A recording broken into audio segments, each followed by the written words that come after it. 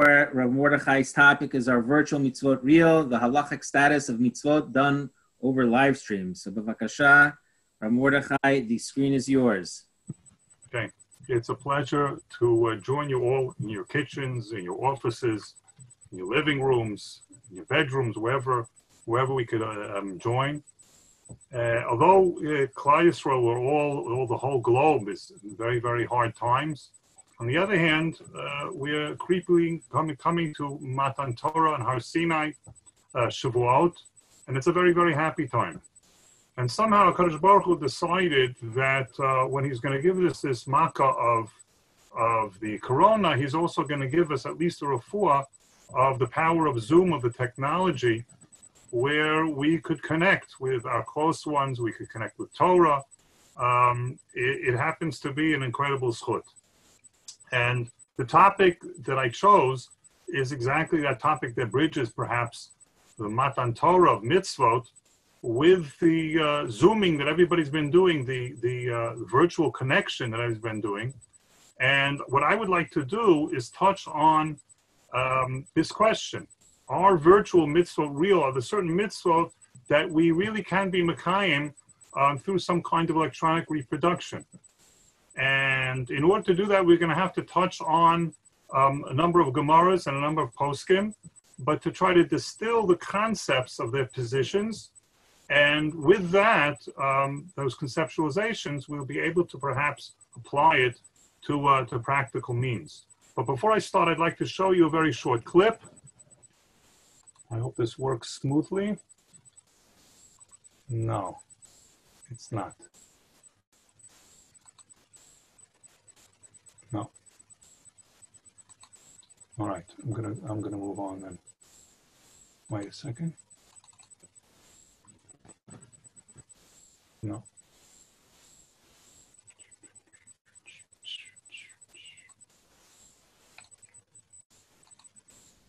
Oh.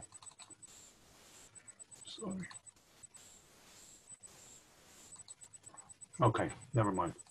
All right. The challenge is like this. If I would be able to perhaps buy a virtual glove, and that was the clip I wanted to show you how these virtual gloves work, and they're really an incredible invention, where you'd be able to pick up a virtual etrog and a lulav, and you'd feel the weight in the glove, and you'd be able to feel the etrog in your glove, and you'd be able to, with your goggles, you'd be able to see this virtual etrog. I don't think that anybody would think for a moment that I could be mekayim the mitzvah d'oraita of lakachtem lachem b'yom harishon, that the mitzvah of the arba minim. And the reason is simple, because the arba minim, an etrog, has specific halachot, has a halacha of the size requirement, of ownership requirement, of all these things that basically boil down to that there's an object, a real cheftza, that is used in order to do the mitzvah. We wouldn't be able to put on, so to speak, virtual tefillin, no matter what type of virtual environment we'd be able to create.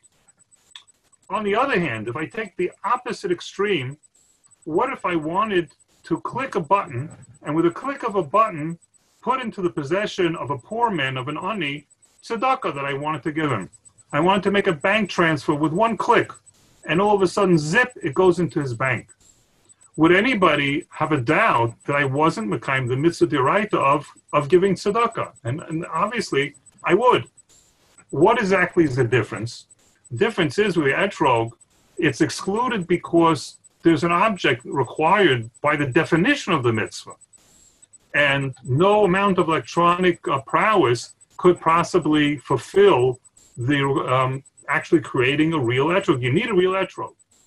On the other hand, to give tzedakah, there's no part of the definition of the mitzvah that requires a particular process or a particular act. The end result is the only thing that's important. And the end result is that I gave this ani X amount of money in order to help him in his hard times. However, there are a lot of mitzvot that are in between these two extremes. Mitzvot that perhaps the definition of the mitzvah itself is a little bit gray as to whether the process of the mitzvah is included in the definition of the mitzvah, or not included in the definition of the mitzvah. Okay, just to give an example, already with this corona outbreak, there were people on Purim, at least I know in Israel, that there were people in Purim that were not capable of getting to the Beit Knesset, and they wanted to, and there were many live streams of Kriyat Megillah, and there were a lot of articles in the newspaper advertising these live streams. So the person, all you have to do is click on this connection, and you'll be able to find a live reading of the Megillah. Is Kriyat Megillah valid over Zoom? Okay, that's a very serious question, and I think really at the crux of the issue that I really want to discuss today. You have other mitzvot like shofar. What about listening to a shofar through a microphone or a hearing aid? Okay, we don't need Zoom in order to tackle that question. In other words, you're hearing a speaker, a tiny speaker, creating the sounds inside the ear. Is that valid? Is it valid to hear Kriyat Torah like that? We could also discuss Birkat Re'iyah. Rav Bick and I discussed right before I started this year. If you see a close friend that you haven't seen for 30 days, you make a Birkat Shehecheyanu. What if you see him on Zoom? Could you make a Birkat Shehecheyanu if you see him on Zoom? Okay, these are some of the issues that I would like to tackle. And let me start first with I would say that to talk about the general possibilities. In other words, before I dive into the various sugyot, I think we can come up with three possible positions. And the first position is basically says that no, when Chazal said read a Megillah or hear the shofar or to see your friend make a berakha or whatever it is, Chazal had a very specific environment in mind, and whatever the Chazal had in mind or whatever the Torah had in mind, we said lokachtem lechen, etc., is part of the definition of the mitzvah. Okay. And therefore, there's nothing to talk about there. It could be no virtual helping of any kind in order to be mekayim the mitzvah. And this first position, I think, is best represented by Rav Shlomo Zalman Auerbach Zatzal. And I'm going to read you a section from his tshuva, which is one of the landmark tshuvot in this entire area. And then I will discuss it a little bit more. Okay, this is my translation. After the entire description above, it is apparent that by hearing the sound of a shofar or reading of the Megillah via a telephone or loudspeaker, even if we did not hold the sound was changed a bit, which would give the blast the invalid status of blowing into a pit or cistern, one has not fulfilled his obligation at all. When the auditory impression is affected by the sound of the shofar, which vibrates the air and creates sound waves, it is considered hearing the sound of a shofar. This is not the case when the ear hears only the vibrations of a membrane, even though those vibrations create sound waves in the air, which are exactly like that of the shofar. It stands to reason that it is only the sound of the vibration of a membrane that one hears and not the sound of a shofar. Therefore, I'm very perplexed by some of the great poskim who permitted listening to the Megillah reading via sound amplifiers. How is it that they did not realize this fact, that the listeners only hear the sound of the vibration of a membrane and not the sound of the Megillah being read by a human being? I'm sorry that according to this, those people who are hard of hearing and use a hearing aid in order to pick up sound do not fulfill the obligation of shofar, Megillah reading, or similar mitzvot at all. Now, what Rav Shlomo Zalman Auerbach is doing is making two basic assumptions. The first assumption is that the halacha differentiates between the process of the original natural stimulation and that of a reproduction, a virtual or artificial reproduction.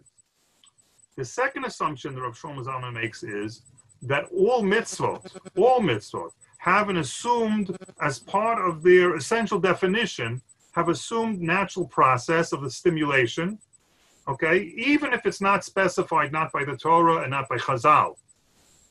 Example given, in other words, reading of the Megillah, there's no description of the exact process, how it's going to get to somebody's ear, but you just assume the natural process that always happens when a person reads or speaks is the exact definition of the mitzvah. The definition of the mitzvah is that my vocal cords vibrate the air, the air vibrates, goes into people's ears, and that is the part of the definition of the mitzvah, the process in which you hear it. Those are the two assumptions that Rav Shlomo Zalman Auerbach Zatzal made. Now, I have no doubt that Rav Shlomo Zalman Auerbach would agree that if I clicked the button and gave tzedakah by making a bank transfer, that I was makayim the mitzvah. In other words, there are mitzvot that even Rav Shlomo Zalman Auerbach would realize that there's zero process involved and there's only an end result that's important. Okay, but once you're talking about anything that requires some kind of a ma'isa, some kind of an action, Rav Shlomo Zalman assumes these two assumptions. That number one, there's a qualitative difference between natural and artificial stimulation, and number two, that the process is actually sewn into the definition of what that halacha is. Now, if a person were to disagree with any of these two assumptions of Rav Shlomo Zalman, he would come to the conclusion that you can have an artificial reproduction of a stimulation, that you could be makayim a mitzvah, using a microphone or using Zoom. And one very good example of that would be answering amen to a berakha. The Gemara in Sukkah Daf Nun Aleph Amud Bet describes the great synagogue of Alexandria, Mitzrayim. I think they just redid it to try to attract Jewish tourists to come there. But they basically said it was so big that the only way the people in the back were able to answer amen is if a guy in the front would wave flags every time a berakha was said. And with a wave of a flag, all the people would answer amen. I myself have davened in some shuls that the only way you'd be able to hear the shliach tzibur was if someone waved the flag, but it wasn't because of the size of the shul. But in any case, it would seem very straightforward that here you have a simulation, okay, that's artificial. The person didn't hear the berakha, didn't hear the Shemona Esrei, whatever, but he's able to answer amen because of an artificial signal of a flag. Now, Rav Yosef, based on that Gemara, feels that yes, la halacha, a person can answer amen when he hears a live stream or on a telephone, a live berakha, you could answer amen. On the other hand, he said that for Kiddush or Megilla or Havdala, you wouldn't be able to be yotze through a telephone. And he differentiates between the two. And he says that the definition by the mitzvah, by amen, it's clear from the Gemara that what is required is that you be aware that a Jew just made this in this berakha. And it can be made aware through artificial means, then you're allowed to answer amen. But in order to be yotze Kiddush or Havdala or to be yotze Megillah, you have to actually hear the actual voice of the person. And therefore, he comes to the conclusion that you wouldn't be able to use a telephone for Havdala and for Megillah, etc., for those live streams. So I'm trying to point out, and by the way, Rav Shlomo Zalman Auerbach is cholek on Rav Yosef in this point, and he says, no, you can't answer amen to live berakha, either via the phone or live stream or whatever the case may be. Oh, but the Gemara says that they use flags. So Rav Shlomo Zalman says, yes, if you have 10 people close to the chazan, and those 10 people create the minyan, and they heard it, and they answer amen, the rest of the people standing in the room are become batel, or somehow connected to that minyan, and therefore they are able to answer amen. And it's a very creative explanation of that Gemara in order to come out with, not coming to the conclusion that a flag would be enough to be able to answer amen. But again, it all has to do with how you define the act of the mitzvah. Is the berakha, to make whatever berakha you want to make, is the definition of the berakha, the mitzvah to hear the whole berakha, or to know that a Jew just made a berakha on that specific time? And that's the exact machloket that's happening between Rav Yosef and Rav Shlomo Zalman Auerbach, and it boils down to the definition of the mitzvah. However, Rav Yosef doesn't entertain for a moment that listening to a electronic voice on the phone equals the same thing as a natural voice. In other words, he feels that the halacha differentiates and only allows for a natural voice and doesn't really feel that an electronic voice could take the place of a natural voice. Another halacha that would also illustrate this would be the Mishnah in Rosh Hashanah that talks about blowing a shofar into a cistern or into a cave or into a large pot. And there the Mishnah says that if you hear an echo, then you're not Yotzei Shofar. But if you hear the original sound of the shofar, then you are Yotzei Shofar. Okay? This havara, this echo, is a reproduction of the original sound of the shofar. It's not the shofar making the sounds, it's the walls of the cave or what have you that makes the sound. And the Gemara says very clearly that that's invalid. Now, there are two ways of explaining Gemara. You can come to the conclusion that this Gemara is great proof that any type of reproduction is not the natural thing and therefore it's not accepted by the halacha.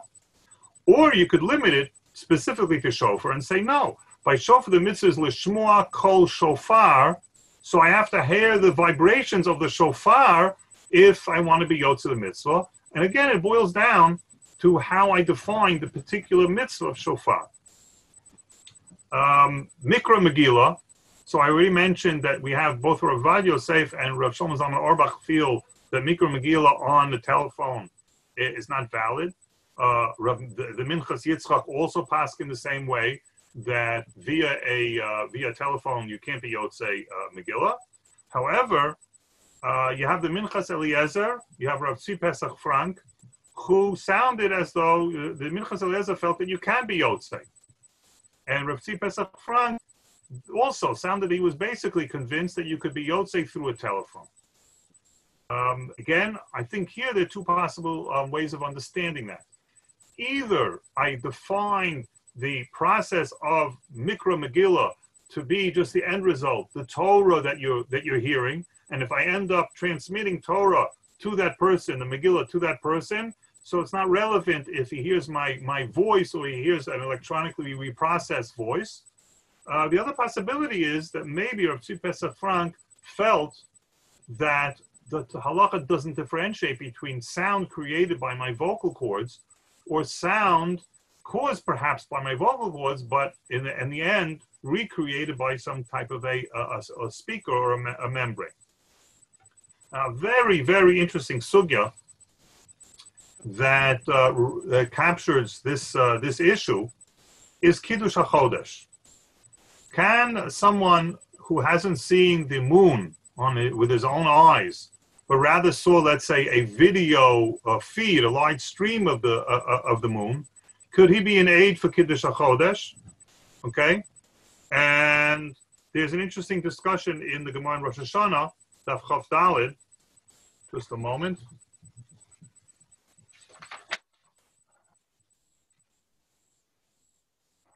The Gemara there says the following. This is my translation again. Witnesses who say, we saw it as a reflection in the water, or we saw it ba'ashashit. Ashashit means via a glass. Or we saw it in the clouds, cannot testify. Okay, that's the bright in the Gemara, that if you don't see the moon itself, but you see it ba'ashashit, or you see it in reflection in the water, you can't testify. Now, there's a very, very interesting discussion that's raised by the Shvut Yaakov, someone who lived in the 1600s. And he quotes a Dvar Shmuel that lived 50 years, really lived his time 50 years before him. And he says, look, the Dvar Shmuel looked at that Gemara and came to the conclusion that Ashashit means a glass, and glass was a type of magnifying glass. And as a result, you can't use glasses to view the moon if you want to be an aid of the full moon. Okay? Now, anybody who would read the source, and Baruch Hashem, I was taught well by Rav Lichtenstein Zatzal to always look up the source yourself. And even though it is the Shvut Yaakov that's quoting the Dvar Shmuel, but if you look inside the Dvar Shmuel, it's clear that he understood Ashashit just like everybody else understood it, that we were talking about a looking glass or a mirror. It was a mirror that's a reflection. And therefore he understood Aroy B'Shashit is to see, just like on the water, to see a reflection in a mirror. And they understood that a mirror is a virtual representation of the moon. Now, it could be that people who know science today would say, well, it's not really, because it's just the same light that just bounces off the mirror, goes into your eyes, and it's not a separate image.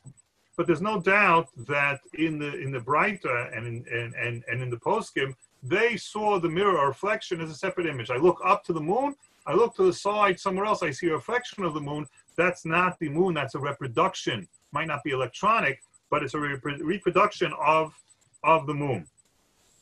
And what's interesting is that the Dvar Shmuel says that the reason why Roe ba'ashashir or Roe b'mayim is invalid is solely because of the possibility of a discrepancy, that perhaps you thought you saw the moon and it wasn't really the moon, or you thought you saw something, but because it's a reproduction, there might be some kind of a discrepancy. He actually ends off and says that if you have a way of making sure that what the reflection that you see is the actual moon, then you could give a edut.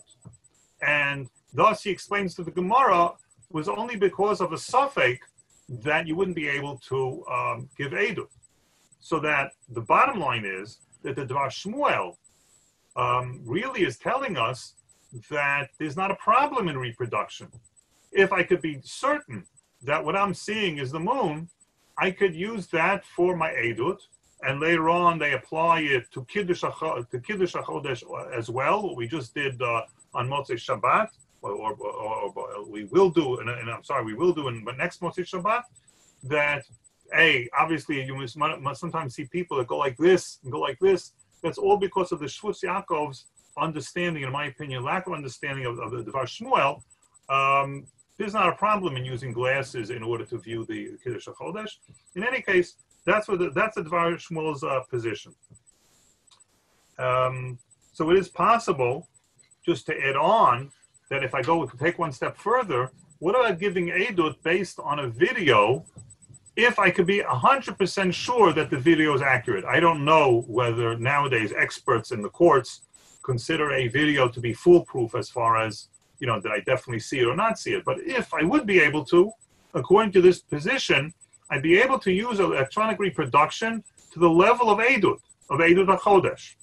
Again, this is only the opinion. This is opinion of Dvar Shmuel. The Shut Yaakov didn't understand it that way.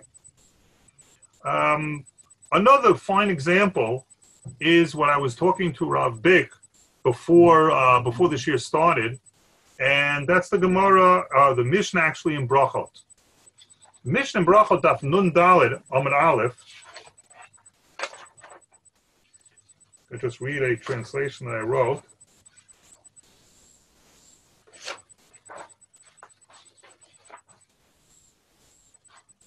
All right. Anyway, in any case, the Mishnah there talks about Birchat Re'iyah, a person that sees lightning, a person that sees a mountain, a person that sees a friend that he hasn't seen for 30 days.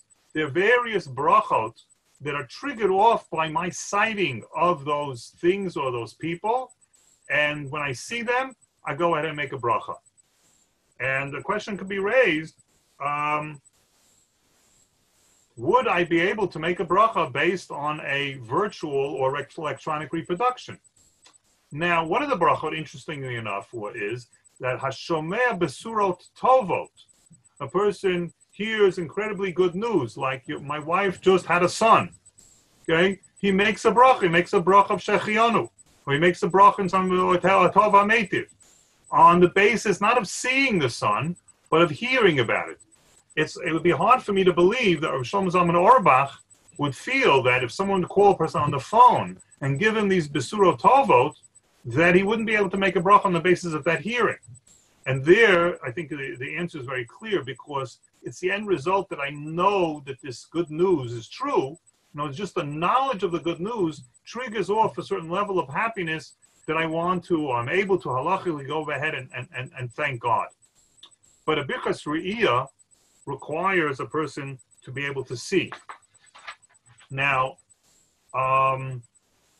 did Chazal, when they spoke about this Birchas Re'iyah, were they interested in the end result, or was there a specific process that was required? As an example, a person that sees an elephant, so he makes a bracha mishana habriot. What if a person sees an elephant on a live stream?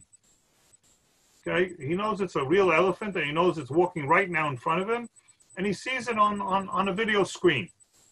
Would a person be able to make a bracha on that basis? There is one posik that I came across, Shut Yam Hagadol, Rav Toledano, that felt that the answer would be yes, that would be enough to trigger off a certain happiness, okay, of seeing an elephant or seeing a close friend, and even seeing the friend on the screen. According to him, you'd be able to make the bracha. Ravad Yosef disagrees. All poskim disagree. And here the question again is the same question. When the Chazal talk about re'iyah, is the re'iyah a specifically part of the definition of the mitzvah that it has to be seen with your eyes, with no other aid? Or do I say no? In other words, maybe the mitzvah is the end result that I'm all excited, or that I could see, look, at God created such incredible, interesting things, or I'm excited to see my friend. And l'chorah, it's all pivoting on this question. Now, even if you wanted to say that the mitzvah of, let's say, of making the bracha, birchat re'iyah, when you see an elephant, when you see lightning, when you see a grand mountain, etc., can be perhaps fulfilled when you see it on screen, you have to make another assumption. And this is also something that Rav mentioned right before Shir, that the amount of the level of enthusiasm, the level of emotional high that a person reaches when he sees a close friend, or if he's standing and he actually sees a live elephant, cannot be compared to the same thing on screen. And I can give you Eidut, that I've been giving Shir on Zoom almost daily, a couple of times a day, since 2-3 weeks before Pesach. And I've been meeting every guy in my Shir every single day. And on Yom Yerushalayim, when I had an opportunity to go enter the Beis Medrash of the yeshiva for the first time in a very, very, very long time, so 3 of my Talmidim that were in my Zoom Shir every single day were right there, standing right across from me. And I have to tell you that I really felt like I was ready to make a Shechianu. Because these are people that I saw every single day. And all of a sudden now I see them live, and the feeling was overwhelming for me. And looking on their faces, and I was able to see their faces better than they, because I was wearing a mask, and they were in their capsule behind their plastic in the yeshiva Beis Medrash. But the happiness, the excitement I saw on their faces as well, you could see that even though they saw me daily, to see a person live is a completely different level. And therefore, one can question, in other words, even if I'm ready to see a certain equation between natural and artificial, to say that, we could have high fidelity, etc., there are many things that can't match the live experience. One thing I could also say, that these brachot, as it says in the Mishnah, are connected to emotional reaction. In other words, it's not just a dry halacha. If you see a mountain, then you make a bracha. It's connection to emotion. And how do I know that? Because the end of the Mishnah says liprakim, that you see it, over a certain amount of time. The Yerushalmi says that really means, this prakim means 30 days. And on the basis of that Yerushalmi, this is how we poskim the halacha, that all these birchat re'iyah can only be made once, and then only again if you don't see it for 30 days, and then you can make the bracha again. In other words, if you saw an elephant, and then for 30 days you went back to the zoo after 30 days and saw again, then you can make a bracha. But if you saw it today and then a week later you went and visited the same elephant, you couldn't make the bracha the second time.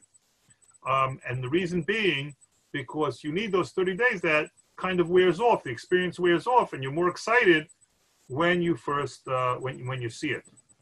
It's interesting. I think it's the Ramban that points out that the prakim is only related to the Yam HaGadol and to mountains.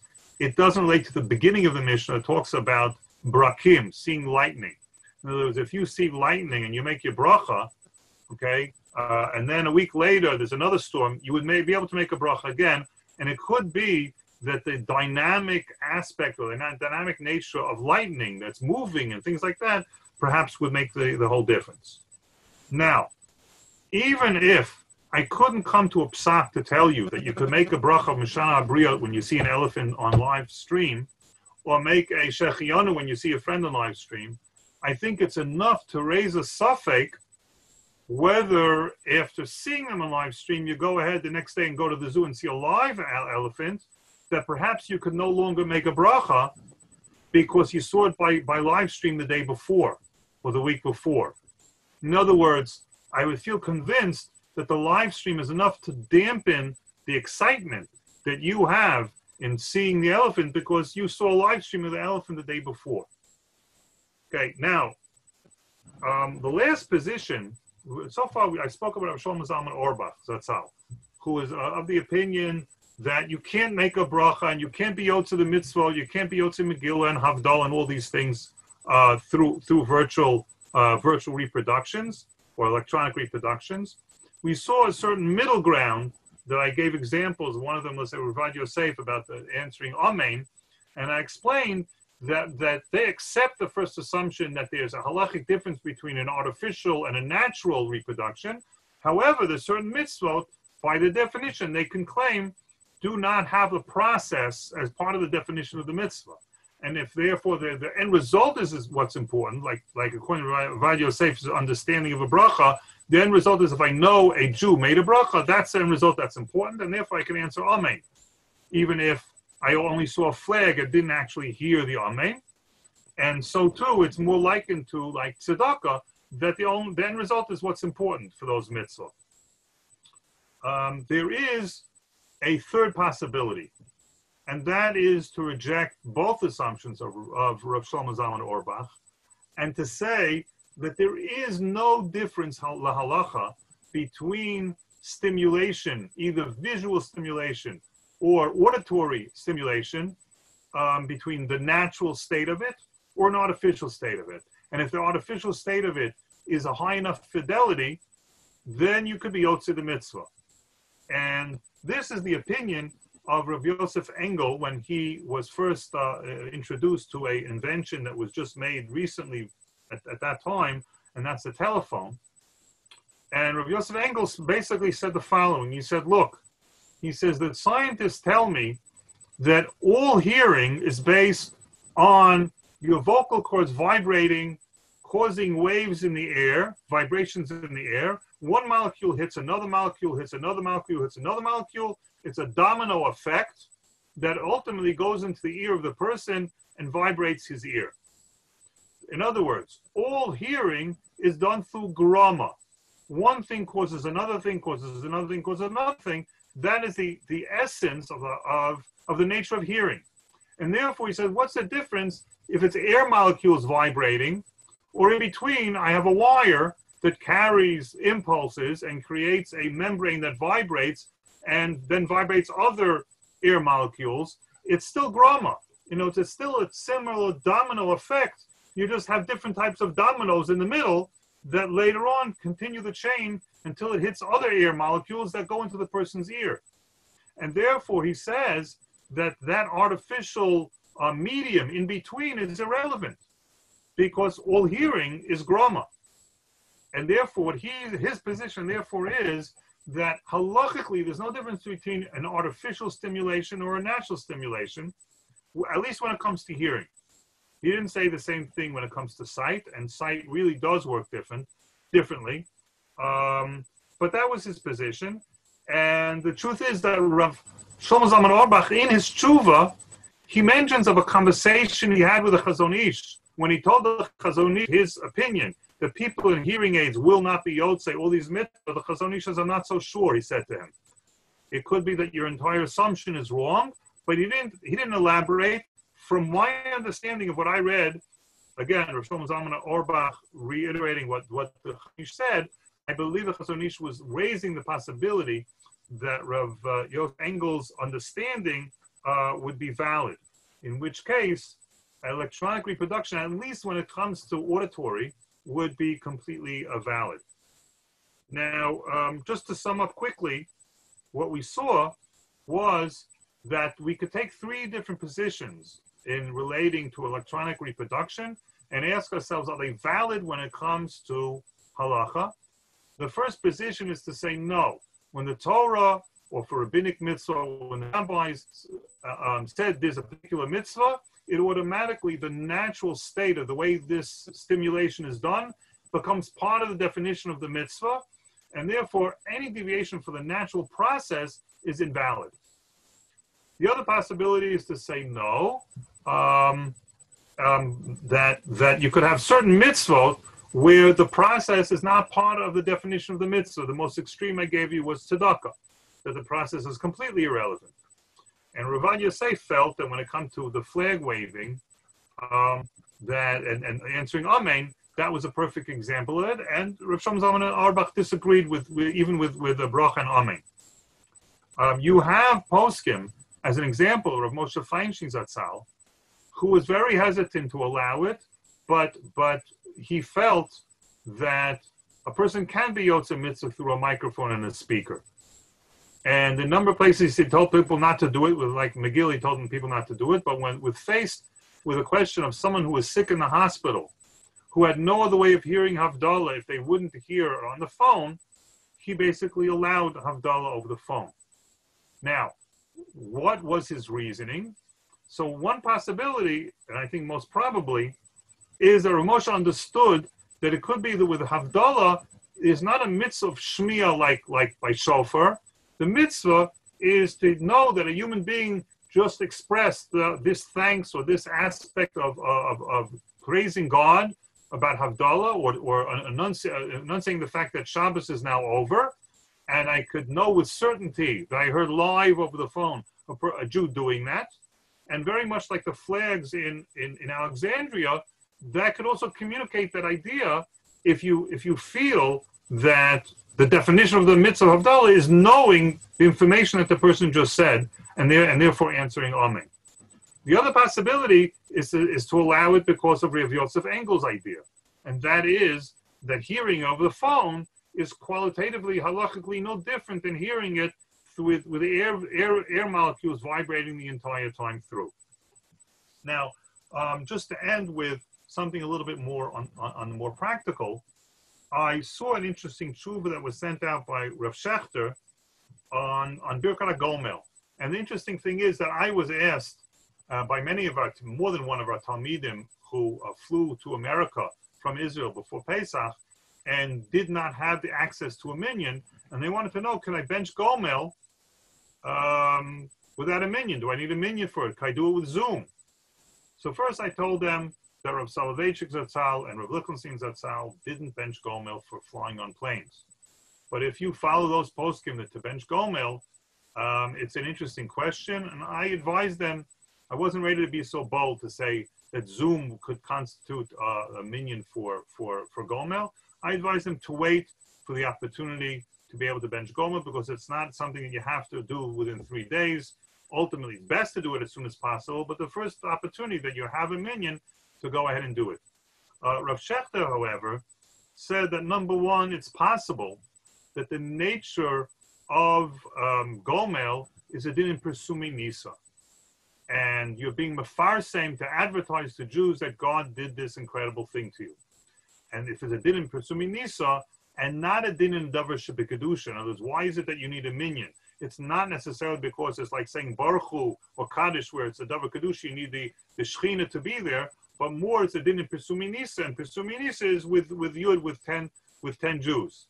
And he said most probably it's a din in presuming nisa, and if that be the case, it would make sense to say it over Zoom. And then he was mitzvah for another consideration, and that is that mi'ikra din, perhaps gomel doesn't need a minyan, and even just with one other human being, that it wouldn't be considered a berakha levatala. And because of these two things together, he felt that a person can actually say gomel over Zoom when you have 10 males, I believe you would need over Zoom to be able to say gomel. Another interesting psak that I that I heard many years ago, when I was at a bris and a frat, where the grandparents were overseas, and a Talmud of our yeshiva asked me, could I have my grandfather do the naming of the child over a link? We didn't have Zoom then, but it was we had the same streaming live stream, and I said, look, my shoulders are not broad enough. Ask Rav Lichtenstein. And he went and asked Rav Lichtenstein, and Rav Lichtenstein said yes. That you'd be able to name the child because there's a din of being mefarsim his name, and the pirsum in that case is enough. So again, in other words, in order to be able to allow these things, you have to tackle the nature of the mitzvah itself. And if the nature of the mitzvah itself is that the end result of the knowledge is enough, then the electronic reproduction is definitely not a problem in any case.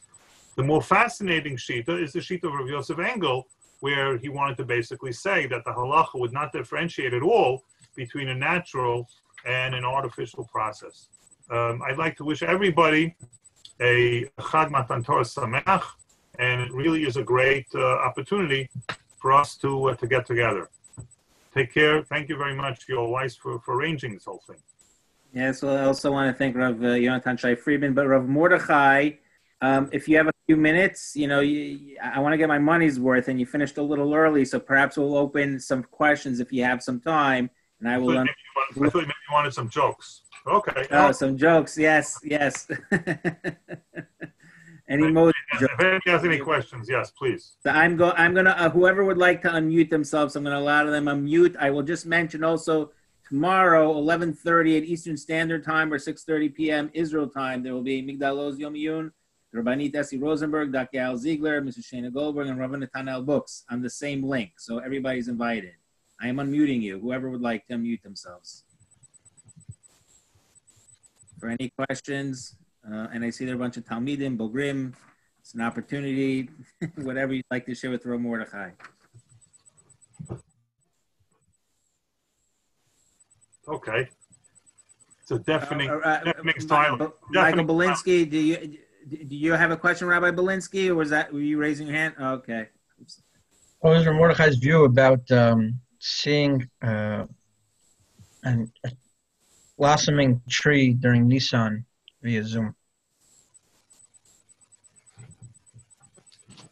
And I would imagine it falls into the same halachos of that whole area in the gemara and brachos of haroah this, haroah that. You wouldn't be able to make a bracha on that basis. You wouldn't be able to make a bracha because the lashon is haroah, and you need that re'iyah. Unless you wanted to go out on the limb and really think that electronic reproduction is the same thing. In the direction of the poskim, it doesn't look like it has a good chance.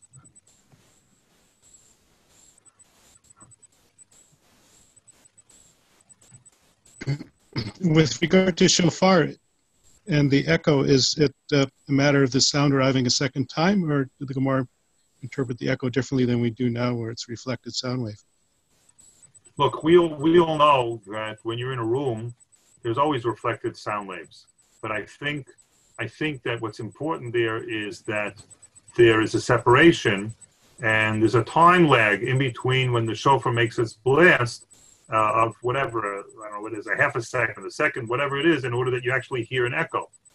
And in any room that you're speaking in, there's echo off the walls. There's always echo. Anybody that deals with microphones and sound systems, etc., we try to have soft walls and soft ceilings to minimize the echo. But there's echo, but the idea is the perceived echo.